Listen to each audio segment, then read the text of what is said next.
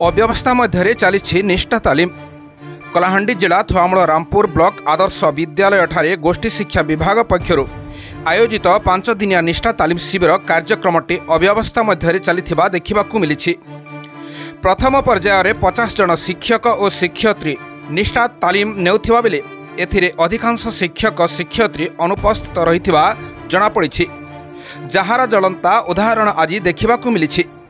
शिक्षार गुणात्मक विकास उपरे दिया जाइथिबा तालिका कार्यक्रमटी एभली अव्यवस्था मध्य चले ताहेले ग्रामांचलर छात्र छात्री माने केउ भली भावे शिक्षादान पाई परिबे ताहा प्रश्नवाची सृष्टि करिछि। एही निष्ठा तालीम कार्यक्रम रे जो अधिकारी बाबू जनक दायित्व नेउछंती तांको वैमात्रिक मनोभाव जोगो खामखियाली भाव में यह चली।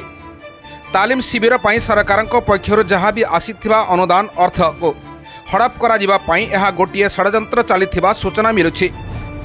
विशेष सूत्रु खबर मिली जे यही कार्यक्रम रे शिक्षक और शिक्षयित्री माने अनुपस्थिति रहिबे ताहार मिथ्या बिल भाउचर दर्शाई दायित्व रहिथिबा अधिकारी बाबू जनक टंका हड़प पाई मास्टरमाइंड साजिथिबा शिक्षकंक महल रे चर्चा हेउछि।